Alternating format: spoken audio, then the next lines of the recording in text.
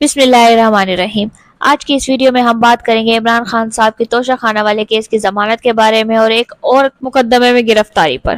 گرفتاری راولپنڈی پولیس نے کی اور اس پر علیمہ خان صاحبہ نے بھی بیان دیا۔ پاکستان تحریک انصاف کو امید تھی، بلکہ بڑی امید تھی کہ عمران خان صاحب کو 24 نومبر کی تقریب سے پہلے رہا کیا جائے گا، لیکن ریاست نے ایسا نہیں کیا۔ یہ سب جانتے ہیں کہ یہ آخری کیس تھا اور اس میں بھی انہیں ضمانت مل گئی تھی، لیکن اب ایک ایسا کیس جس سے عمران خان صاحب کا کوئی تعلق نہیں ہے، مجرمانہ ارادے کے کیس میں پتھراؤ، سڑکوں پر رکاوٹیں، لڑائی جھگڑا ایک مجرمانہ کیس بنایا گیا۔ جب عمران خان صاحب خود گرفتار تھے تو ان پر ایسے کاموں میں ملوث ہونے کا الزام کیسے لگایا جا سکتا ہے؟ انہیں جیل میں رکھا گیا ہے اور جلد رہائی کی کوئی امید نظر نہیں آتی۔ عمران خان صاحب نے ٹویٹ کیا ہے، وہ آپ کو پڑھ کر سناتے ہیں۔ سابق وزیر اعظم عمران خان کے اڈیالہ جیل میں صحافیوں کے سوالات کے جوابات۔ ہمارا احتجاج بالکل مؤخر یا معطل نہیں ہوگا۔ اگر مذاکرات میں ہمارے 3 مطالبات کے حوالے سے بات ٹھوس انداز میں آگے بڑھتی ہے تو اسلام آباد میں ہمارا احتجاج سیلیبریشن میں بدل جائے گا۔ جمعے سے ہمارے قافلے 24 نومبر کے احتجاج کے لیے نکلنا شروع ہو جائیں گے۔ تالی 2 ہاتھوں سے بجتی ہے۔ ہم نے احتجاج اور مذاکرات کے لیے اپنا 3 نکاتی ایجنڈا دیا ہوا ہے۔ جب دوسری پارٹی اپنے نکات سامنے رکھے گی تو بات کریں گے۔ مذاکرات ان کے ساتھ ہوں گے جن کے پاس طاقت ہے۔ اب آپ خود سوچ لیں کہ طاقت کس کے پاس ہے۔ فروری کے بعد میں نے 2 کالز دی ہیں۔ 4 اکتوبر کو صرف اپنی پارٹی کو نکلنے کی کال دی اور 24 نومبر کو پوری قوم کو نکلنے کی کال دی، کیونکہ یہ پاکستان کی بقا اور حقیقی آزادی کی تحریک ہے۔ ملک آئین کے تحت نہیں چلایا جا رہا۔ اگر ملک آئین کے مطابق چلتا تو ملک کی سب سے بڑی جماعت کو نشانہ نہ بنایا جاتا۔ تحریک انصاف کو الیکشن سے باہر رکھنے کی ہر ممکن کوشش کی گئی۔ ہمارا نشان تک چھین لیا گیا۔ اس کے باوجود ہم 8 فروری کو ہونے والا الیکشن 2/3 اکثریت سے جیتے۔ الیکشن فراڈ کو ہوئے 10 مہینے گزر گئے ہیں۔ اتنا عرصہ گزرنے کے باوجود الیکشن ٹریبیونلز نے اور خصوصاً پنجاب میں کتنے کیسز کا فیصلہ کیا ہے۔ ہمارے ورکرز اور رہنما 1.5 سال سے جھوٹے مقدمات میں بغیر کسی ثبوت کے جبر کا سامنا کر رہے ہیں۔ ان کی ضمانتیں کیوں نہیں لی جاتی؟ کہا جاتا ہے کہ میں نے فوج پر حملہ کرنے کی بات کی۔ میری ویڈیوز موجود ہیں۔ میں نے کبھی کسی پر حملے کی ترغیب نہیں دی۔ جب 9 مئی کو رینجرز کی طرف سے مجھے غیر قانونی طور پر اغوا کیا گیا تو اس کے مناظر عوام کے سامنے آئے، جس پر رد عمل آیا۔ میں تو ان کی تحویل میں تھا، مجھے کیسے علم ہوتا کہ باہر کیا ہوا ہے؟ نہتی عورتیں، بچے فوج پر کیسے حملہ آور ہو سکتے ہیں؟ کیا یاسمین راشد ٹینک پر سوار تھیں جو انہوں نے کور کمانڈر ہاؤس پر حملہ کر دیا؟ ان کی ویڈیوز بھی موجود ہیں جن میں مسلسل پرامن رہنے کی تلقین کر رہی ہیں۔ صرف ملٹری آپریشن کسی مسئلے کا حل نہیں ہوتا، اس کے ساتھ ساتھ پولیٹیکل انگیجمنٹ ہونا لازم ہوتا ہے۔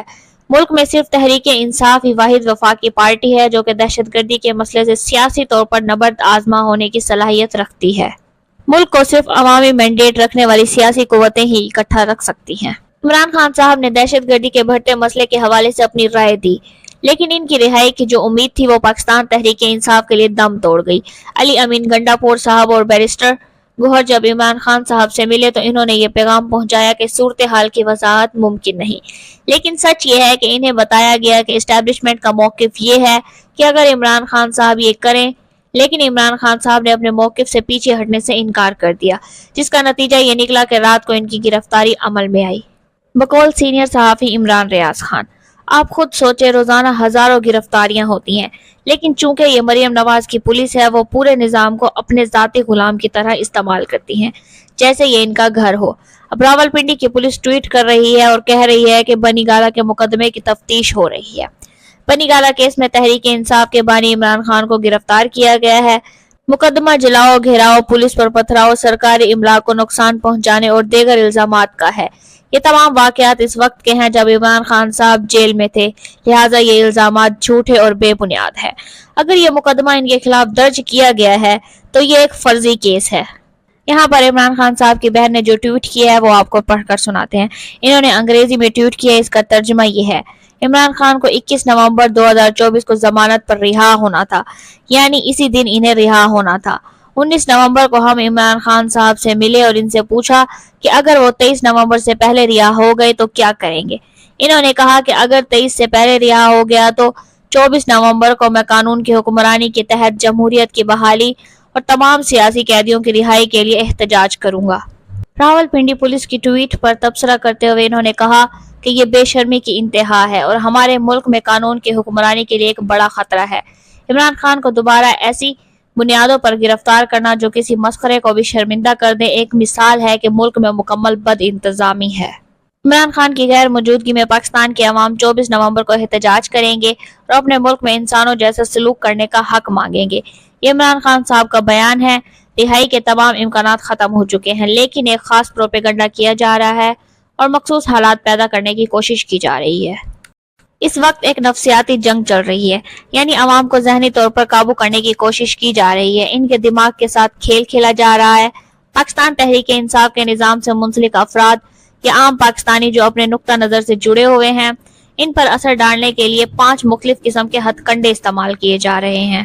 نمبر 1، یہ بات پھیلائی جائے کہ معاملات طے ہو رہے ہیں اور دن تبدیل کرنے یا عمران خان صاحب کو ہٹانے کی تیاریاں ہو رہی ہیں۔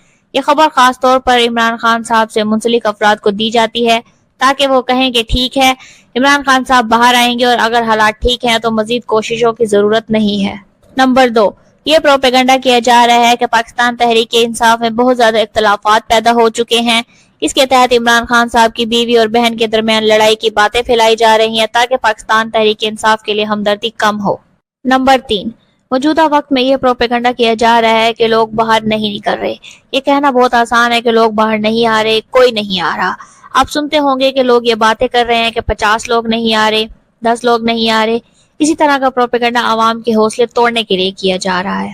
نمبر 4، خبروں کے ذریعے ایک خاص قسم کا پروپیگنڈا کیا جا رہا ہے کہ بہت زیادہ تشدد کیا جائے گا اور خوف پیدا کرنے کے لیے یہ کہا جا رہا ہے کہ اتنے آنسو گیس کے شیل خریدے گئے، اتنی بندوقیں لی گئی، اتنے ریڑ کی گولیاں لی گئی، اتنے کنٹینرز لے آئے، اتنی پولیس بلائی گئی اور اتنے لوگوں کو ڈنڈوں سے مارا جائے گا۔ نمبر 5، آخری ہتھ کنڈا یہ ہے کہ نوجوانوں کو نفسیاتی جنگ میں خوف زدہ کرنے کے لیے کہا گیا، جیسے کہ ہم نے آپ کو پچھلی ویڈیو میں بتایا کہ اگر آپ احتجاج میں آئیں گے تو آپ کی ڈگریاں ختم کر دی جائیں گی، آپ کو نوکریاں نہیں ملیں گی، آپ کو داخلے نہیں ملیں گے، آپ کا پاسپورٹ ضبط کر لیا جائے گا، آپ کا شناختی کارڈ ضبط کر لیا جائے گا اور آپ کا مستقبل ختم کر دیا جائے گا۔ حالانکہ ایسا ممکن نہیں ہے، لیکن خوف پھیلانے کے لیے یہ دھمکیاں دی جا رہی ہیں۔ یہ تمام چیزیں عوام میں مختلف طبقات کو پریشان کرنے کے لیے پھیلائی جا رہی ہیں۔ موجودہ نظام ان تمام ہتھ کنڈوں کو استعمال کر کے تحریک انصاف اور عمران خان کے حق میں آواز اٹھانے والوں کو روکنے کی کوشش کر رہا ہے۔ ابھی کے لیے اتنا ہی۔ اگر اس سے ریلیٹڈ کوئی بھی اپڈیٹ آتی ہے تو ہم آپ کے لیے اپڈیٹڈ ویڈیو ضرور بنائیں گے۔ اگر آپ کو ہمارا ویڈیو انفارمیٹیو لگا ہو تو ویڈیو کو لائک کریں، شیئر کریں، چینل کو سبسکرائب کریں اور بیل آئیکن دبائیں تاکہ اسی طرح کی انفارمیٹیو ویڈیوز آپ تک بر وقت پہنچتی رہے۔ اپنا خیال رکھیے گا۔ اللہ حافظ۔